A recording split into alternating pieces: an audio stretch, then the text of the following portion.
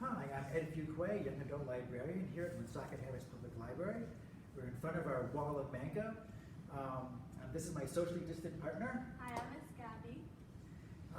We're here to do part 2 of our Booktalking Harley Quinn discussion, because there's so much to talk about with Harley Quinn. You can't do it in just one session. You have to keep going. We barely scratched the surface of Harley's career. Barely. There's so much to talk about. So when we last left her, the New 52 had just been invented by DC Comics. Her origin got changed in a way that makes her somewhat less interesting. She now has the bleached white skin all the time, and instead of having the makeup that could be removed in the earlier versions of the character. But fortunately, there's been so much public interest in Harley. She was a huge character. Yeah. DC, or perhaps Warner's, knew they wanted to give Harley a big push, and they started the New 52. So they stuck her in Suicide Squad, which it has its issues. However, at the same time, they also wanted to give her own series back again. At the last series, she had kind of floundered because they weren't sure exactly what they wanted to do with it. But the new series wound up like striking gold, almost literally for DC. Yeah. It's by Amanda Conner and Jimmy Palmiotti, who are a husband and wife team of writer-artists. That's cool. Yeah, she wears a similar outfit to what she does in Suicide Squad, except it's like doesn't have a lace-up front. It's just a tight, more like a corset kind of thing. Yeah. This series, like I said, it's comedy gold. They hit them on just the right note with Harley. Mm-hmm. This one has her inheriting a house on Coney Island. Oh, wow. And she moves there. Wow. And becomes a landlady to a bunch of people who are mostly freaks from closed down sideshow attractions on Coney Island, and therefore can't afford to pay any rent. Yeah. So she winds up deeper in debt now that she owns property than she was when she didn't have property. But she's far away from Gotham, she's far away from Bellevue Prison, starting her own life, and basically having zany adventures. Yeah. She winds up joining the roller derby to make some extra money, which was used in the Birds of Prey movie. Yeah. So she's with the roller derby, and then she also winds up working as a therapist at a senior citizen center. As Harley? Yeah, no, no one notices how terrible she looks, I guess. They desperately short of staff in that place. Yeah, it's a senior citizen center. So she has a bunch of elderly patients that she takes care of, and she has a bunch of tenants in her building that constantly need help. So her life is full of adventure. And this one posits her as someone who wants to be a hero. She thinks of herself as a hero. Yeah, definitely. She's lost, in the new continuity, she's lost the baggage of being a psychopathic maniac. Although that wasn't easy. Because the version of Harley that appears in Suicide Squad is still kind of horrible and over the top. Yeah. She puts up with a lot of murder that the other Harley wouldn't put up with. Now, this comic was coming out at the same exact time as she was appearing in the Suicide Squad comic. And there's no way to justify these two versions of Harley. Yeah. She can't, fly away from Bellevue Prison on the weekends to go have a zany adventure with her friends in Coney Island and come back again. It just made no sense whatsoever. But the fact that it didn't make any sense is one of the best things about the book.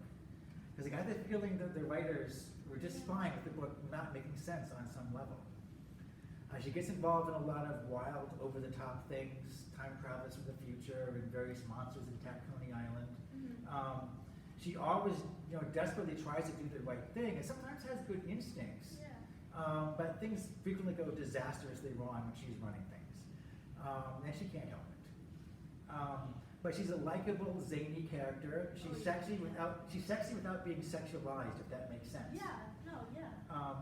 And also they decided to just throw caution to the breeze about having an LGBT character, and Ivy moves in with her. And they make it really, really obvious that she and Ivy are a couple now.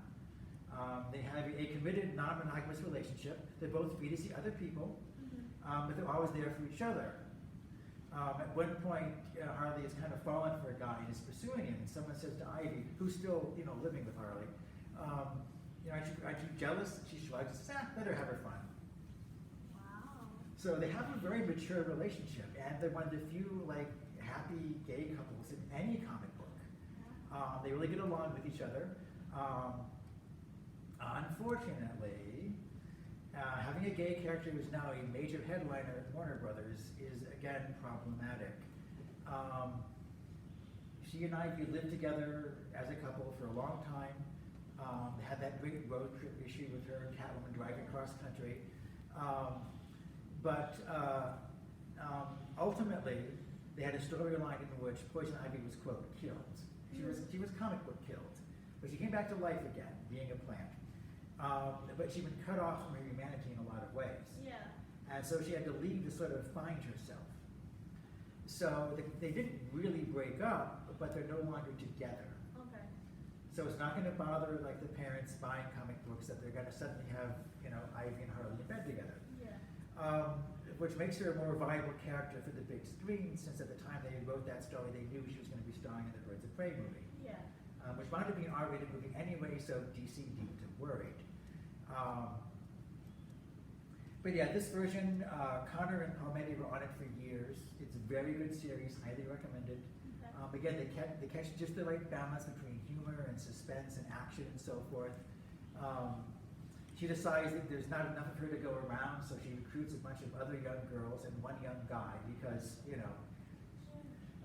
to dress up as her and go fight crime. She calls it the Gang of Harleys.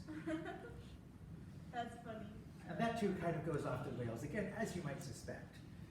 Anything Harley really does goes off the rails. Yeah. You can't have a good plan with Yeah. Harley. Now, this was like the best version of Harley in comic books, pretty much ever. And by this time, her popularity had reached such a stage. It had reached critical mass. Now, we know this because, like I said, they canceled all of the DC comics and started them all again with new number ones. They called it the New 52. And originally the New 52, Harley was the unrepentant psychopath she was in Suicide Squad. Yeah. They originally wanted the two comics to sync with each other. So all of Harley's early appearances in the New 52 were genuinely horrible.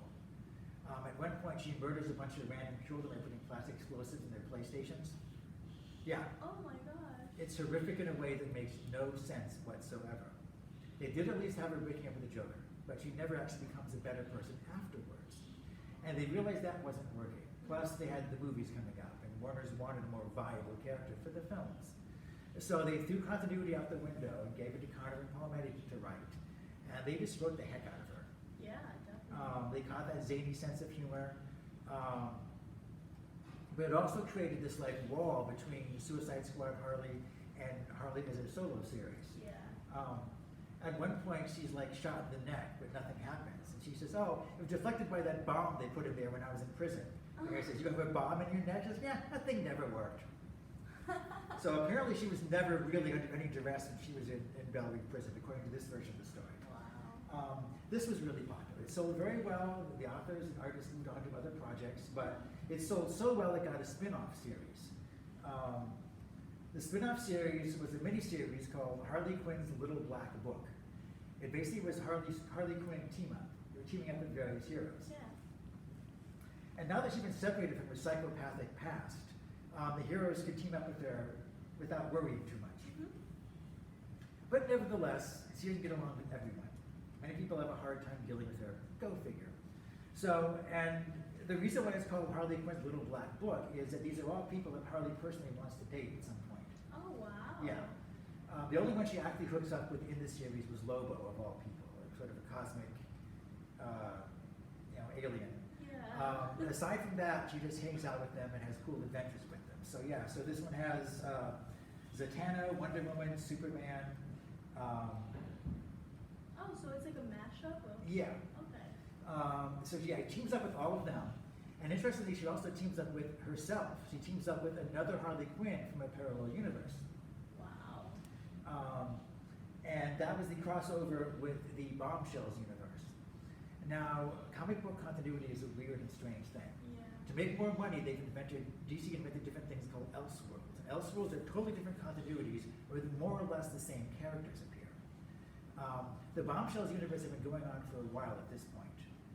It started out literally as pinup art of cute chicks looking like World War II era pinups. And it got so popular, they hired some really talented people to work on it. Marguerite Bennett and Marguerite Savage. Both starting with the name Marguerite, so I could never tell them apart. I'm sure they're totally different. The Bombshell series was surprised a lot of people by being brilliant. Yeah. It's absolutely great. It's set during World War II. where superheroes unite to fight, the forces of Nazism and Adolf Hitler. But most of the superheroes are all women Yeah. for no particular reason. It's a good change for Yeah, women. it's a great change. Wonder Woman, as you see on the cover, is more or less unchanged from her regular self. She was wearing a more 1940s outfit. I don't have a cover with Harley on it, but she pops up. And this is also the first book we make explicit her relationship with Ivy. There's no question they're a couple in the Bombshell series. Okay. They were unafraid to go there with these female characters. There's a different continuity. And the Harley in this one is also very much a hero. She's fighting Nazis. So yeah, she gets to really bring out the big mallet for these guys. Yeah. And in the team-up story, in Harley Quinn's little black book, she actually winds up exchanging places accidentally with her other self from Bombshells. Oh, wow. And goes on a secret mission over Germany that our Harley Quinn is more or less unprepared for. But needless to wackiness ensues though. Oh my god. Yeah, the Bombshells is highly recommended. It's a great series. Yeah. They do really good takes on all the female characters, many of them being better than their regular continuity counterparts. So, a bunch of other Harleys are out there now. The world is full of Harleys. She is so popular, they're spinning them out in more and more different continuities. Yeah. I mentioned she appeared in the Catwoman origin story that Sarah Maas wrote, a very good book. Now, one problem with Harley is she's really popular with little girls. She's become kind of a role model for little girls. Yeah. And most versions of Harley are really not fit for kids. Definitely not. Yeah, and Connor and Palmetti were working on the book. They said in interviews that, we'd make it R-rated if we could. They were only held back because of the rules at DC Comics. And even then, they like to push the envelope quite a bit, really. So there's some not quite safe for work things in the series. Not that it's, R-rated by any stretch of the imagination, but they like to push the envelope. Yeah. And since toys sell and little girls buy a lot of toys, they wanted to invent a more, toy-rific version of the character. Yeah, definitely. So someone came up with DC superhero girls. Not gonna lie, I have a figure of Harley Quinn. There you go. It works. See? It does. There's a happy customer. They repositioned DC's main heroines and a few villains as they're all, kids going to the same high school. Harley Quinn is the class clown. She's your roommate with Wonder Woman. She sometimes goes a little too far with her zany antics, and her friends have to pull her back. But basically, she's a very cute, kid-friendly version of Harley. These have sold pretty well. They did. Yeah, they've all been collected together. They have toys based on them, a whole line of merchandise, so forth. They made a little TV show about it too. Oh, I haven't seen the TV show. Is it good? Yeah, it's cute. It's cute. Yes, cute is the operative word here. If you're a parent who wants to buy a kid-safe Harley Quinn or any of the other characters, comic books have been skewed more and more towards adult audiences because older people have more money to spend than little kids do. Yeah. This is definitely a perfectly safe for work version of Harley Quinn and the other DC characters, and it's been pretty popular. This came in a while ago before the quarantine hit. This is a Harley Quinn graphic novel, and it's, guess what, yet another version of Harley Quinn's origin with no connection to any other version of Harley Quinn you've seen before. She comes to Gotham City, moves in with the drag queen, she's a teenage runaway. It's designed to appeal to teen audiences. Yeah. She's not really a superhero in this one, she's going to high school, but she has a troubled background. And in this one, the Joker is an obnoxious rich kid who coerces her into committing arson and things like that. While he sits back and enjoys the profits of buying the property after she's burned it down. And she winds up getting arrested at the end of the book, and he gets away with it. So it carries over the trope that Joker was still abusive to her, that she still falls for him, but she's through him in the end. It's not really in a superhero universe per se. Any of these things could happen to any ordinary person. Yeah. They do wear masks occasionally and dress up in outrageous outfits, but they make a point of not looking like that most of the time. And this is intended to appeal to a broader audience beyond comic book fans. I don't know how well it's selling. DC has at least 3 other miniseries that feature different versions of Harley, which I haven't read yet. Yeah. My budget hasn't allowed me to buy them. She pops up in almost anything that Batman and the Joker are involved in, which seems like it's everything these days. Yeah. So if you want a version of Harley, there's a version of Harley out there for almost everyone. But if you're a parent looking for something for your kid, you have to be careful about which ones that you buy. Skim through it a little bit first. Yeah. They can't be too careful these days. I have a question. Yes. Which one do you like consider like her original origin, I guess? I like the animated one, Mad Love by Paul Dini. That is the origin for her. It's tragic because it's so realistic. Yeah. In the cartoon, she broke up with Joker, then went back to him again and again. That cycle of abuse that some women never escape from. In a cartoon that was so ridiculous in so many ways, that was so realistic and painful. Like I said previously, she has that broken bird syndrome going on. There's an aspect of Guy's nature that's good, that you want to help a woman who's in trouble. With some people, it's an instinct, and you want to help Harley. Yeah, she's sexy, yeah, she's over the top and crazy, and probably a lot of fun on a date. But you still feel bad. She needs you. She needs someone who understands her, that she can lean on. Yeah, definitely. You want to be that person for her, which is part of her appeal, the men and women.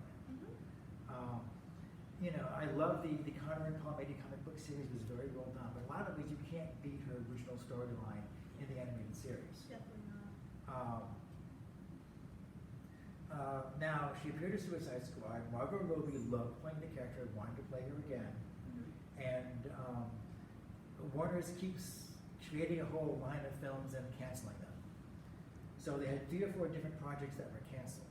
The one that finally hit theaters not too long ago was Birds of Prey. Yes. Or Harley Quinn, depending on when you saw it in theaters.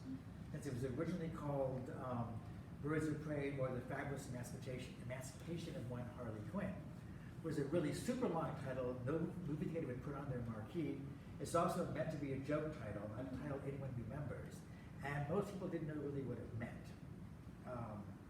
What did you think of the movie? It was okay. I don't know. I feel like it was all over the place, kind of. Yeah. And like I feel like they were trying to aim it more towards like Harley Quinn's backstory, but then like the other people kind of jumped in and it turned into like them saving people. And Yeah, sometimes in Hollywood you have films that are projects. A film has more than one master controlling it. yeah. They wanted to do a solo film, but deep in their hearts, Warner Brothers probably didn't believe Harley could handle a solo movie. So they stuck her in a team, kind of like Suicide Squad. But if you see the movie, she's not really in a team at all in the film. No, definitely not. She like goes against them at first. Exactly. Yeah. And so the film doesn't work. And then merchandising and marketing, they weren't sure how to depict it. Yeah. It has zany, wacky humor in it, but it's also R-rated. It has her having a huge fight scene while being completely coked to the gills accidentally. Yeah, it's a lot of things that aren't meant for kids. Even though they know a big part of the appeal of Harley Quinn is with young people, they decided not to go with that demographic for whatever reason. I think the philosophy was, well, work with Deadpool, so make her more like Deadpool. She'll narrate the story like Deadpool did and say wacky things to the audience. And it worked for Deadpool. There is an aspect of her that's like a Deadpool, but it is also she can function so differently and so like beyond that. But this was the movie when she finally kind of called it quits with Joker. She too. does, yeah. So she was finally like. I was glad to see that scene. She's finally free from Joker. Unfortunately, if you want to have a strong female character, as they say in Hollywood, you should make her an actually strong character. Because right after they showed that she was breaking up, she was a mess. Like she's a horrible mess. Yeah, she was crying. She drinks a lot, and the movie makes a joke of alcoholism. Yeah, I know. She drinks a lot, and Renee Montoya keeps a bottle of scotch on her desk, and they actually make a joke about she drinks too much, like every 70s hard-boiled detective. And alcoholism isn't funny. No. At one point in the movie, someone calls Harley a bad name after she drunkenly spills a whole drink over his head. Now, you shouldn't call women names like that. No, definitely. But when a drunk person is wandering around and spills the drink on you, you understand that the guy was angry. So Harley naturally responds by breaking both of his legs. And you later see him with both legs in a cast in a wheelchair. He tries to shoot her and she pushes him in front of a speeding car. Yeah. So, yeah. That's So her activities are problematic, even though we're supposed to be rooting for her. But she's kind of an awful character, and the film never seems to address that. She drinks so much, she's a blackout drunk. At one point we see her carried out unconscious by a bunch of guys. Yeah. And she's rescued by someone. She's rescued by the singer. Yeah, but talk about someone who has no agency. Yeah. She's just a mess in this movie, and the movie never addressed. At no time does she say, "I got to clean myself up," or "I've got to do better." She just keeps Things going. just sort of happen to her, and that keeps her from being a strong character. I want to see a Harley who is in charge of her life. This one she goes up against Black Mask, and Black Mask can be a really scary villain. I don't think Ewan McGregor really scared me all that much. No. You're just more of like a, like, do what I say or else I'm gonna have something. Yeah, he's just a thug in this one. And although in the comic books, Black Mask's, his shtick, he's obsessed with masks. And this one, he's obsessed with gloves. He wears gloves all the time in this one. He does wear a mask eventually for one scene. I don't know, it was weird because they showed him peeling like the faces off. Yeah, ooh, it was awful. It was very, very... But it didn't impress us that the character was really all that dangerous. No. Because it wasn't played that well. Now they have Harley talking about being in the Suicide Squad, so we know this is the same Harley that took on the Enchantress when she was like, sending magic cosmic bolts into the sky and transforming half of the city into monsters. Yeah. So when she's tied up and menaced by Black Mask, I expected her to say, I've been threatened by experts. She never says that. For some reason, she's terrified of Black Mask, and I'm not sure why. I don't know, I feel like she was more scared of everyone in this movie though, because like the big thing about this was like that now that she doesn't have the Joker, then like everyone's kind of free to like get to her. Without the Joker, she's helpless. Pretty much. Even though the whole point of the film should have been her standing up on her own 2 feet and taking charge of her life. She goes a long way to not take charge of her life. Yeah. She cuts a deal with Black Mask. They won't kill her if she does what he says. And so she goes to pick up Cassandra Cain, steal her from police lockup. Yeah. And then for no reason except that's what the script says, he then hires a bunch of assassins to go kill her anyway. Pretty much. Why? Either Black Mask wants Cassandra Cain or he doesn't. Well, it was over like this diamond. Yeah, I know. Cassandra had stolen something really valuable. We'll get to it in a minute. But the point is that Black Mask actually wants the diamond. He should take efforts to actually get the diamond rather than just hiring hit people. Yeah. He lets Harley go and then hires people to kill her. It makes no sense. No. As far as villains with master plans go, Black Mask just ain't got it. And then they added the extra members of Birds of Prey. Now they've invented mostly their own version of Birds of Prey. Yeah. And I know you have to change things for film, but none of the characters are really as interesting as the other versions that we've seen. Renee Montoya was not treated very well in this. No. They humiliate her Yeah. as a police officer. It's bad. Drinking problems. Yeah, Huntress is kind of cool. Do you like Huntress? I didn't really like her story plot. I like the fact that she's really horribly socially awkward. She spent her whole life, shooting people. Yeah. That was kind of a nice point. The Birds of Prey in the comic books, for the most part, is this group, which is actually Huntress, Black Canary, and Barbara Gordon. Now, at this point in her career, Barbara Gordon was known as Oracle. She was paralyzed by the Joker in Killing Joke and was put in a wheelchair. Wow. Barbara Gordon was in a wheelchair for years. She's only in the last couple of years gotten a spinal implant that allows her to walk again. That's crazy. But for a long time, she fought crime as Oracle. She overcame a tremendous handicap, literally. Yeah. She founded her own team of superheroes, the Birds of Prey, employing exclusively female heroes, and dispatched them on missions. She was a super hacker of the DC universe. She would actually download information to Waller into Suicide Squad, the first thing we saw her do, and no one at that time knew who Oracle was. It was a huge surprise, like months later, when she was revealed as Barbara Gordon. It was very cool. In the comic books, Black Canary isn't a lounge singer. She was a rock star briefly, but after she was on the run from the government. She's one of the world's top martial artists, literally the top 3 or 4 martial artists in the DC universe. She's in love with Green Arrow. She has a hard-driven past as a former government agent, that kind of thing. Yeah. Oddly, they went back to an earlier continuity in which her mother was a superhero, because they mentioned her mother. Being a police officer. Yeah. Yeah. Renee Montoya knew her mother as a cop, and her mother apparently also had superpowers, which is like a really cool thing that they drop. They barely mention in the film, even though it should be super important. Yeah. But then, like everybody else who wasn't Harley, she had no time to develop her character. It also hurts when, on the Eververse on TV, see any of those shows? No, I haven't. Some of the shows are really good. The recently canceled Green Arrow had like 2 or 3 different versions of characters known as the Canary, Black Canary, White Canary. And none of them were exactly the one from the comic books. You can't do the one from the comic books, and I'll buy that. But the problem is, all of them were more interesting than what they gave Canary to do in the Birds of Prey movie. Yeah. In Legends of Tomorrow, Katie Lotz plays White Canary. And she's an incredibly kick-ass fighter. She's openly bisexual. She's just a dynamite character. Yeah. If she'd been in that film, it would have been a half hour shorter, but she totally would have cleaned house with everybody. And she would have made out like crazy with Harley. So, yeah. When your character is, you spend time crafting a screenplay, and the characters aren't even as good as the ones that appear on TV every week, you kind of got to ask yourself what you're doing here. My biggest complaint, though, wasn't even that. Okay, now, again, I know movies have to be different from the comic books. Yeah. The movies have to be at least as good as the comics. And one thing that all fans hate, you take a comic book character, a beloved character by many fans, and you change them 100% and make them a totally new character, which we accurate. You make up a new character with no connection to anything, and you hang the name of the famous character on it. The fans will never notice it's not her, because I'm a Hollywood screenwriter, and I know much better than the dozens of writers who crafted fantastic stories about this character. Yeah. Well, actually, It doesn't work like that. you know, it doesn't work like that at all. The one thing fans hate is when the characters are completely demolished on screen.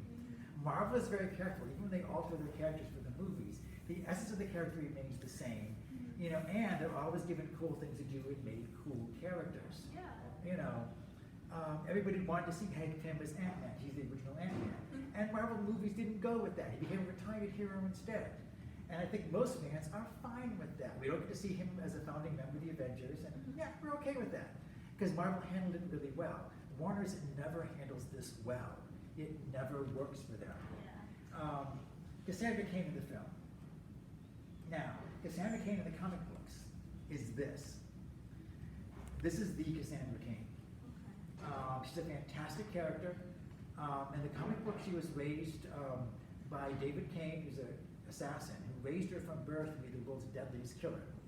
She's actually a mute because he never taught her to talk. Because he wanted all of her brain power to be devoted to killing people. Oh my gosh. She suffered a childhood of horrific, horrible abuse that's almost unimaginable. She escapes from her father, comes to Gotham City during a time when government has collapsed, and it's pretty much like Mad Max inside the city. Yeah. And she fights her way to prove herself, and she's taken in by Barbara Gordon, who's still Oracle. And Barbara gives her the blessing to become the new Batgirl. Wow. And so she takes over as Batgirl and wins the trust of the rest of the Bat family, and learns to speak, and has to overcome all of her handicaps. And she becomes a winning character that a lot of fans really, really love. And if you're not going to use her in the movie, that's fine. But don't take a random character you've invented and call her Cassandra Cain, because she's not. And now you can never do the better version of Cassandra Cain because you've already Messed it up. Yeah, you've already burned that match. You're never going to see a good version of Cassandra Cain in the films now. Yeah. So that is more than all the time that we've got. As you can see, we can talk about Harley Quinn, her universe of books and movies forever. Yeah.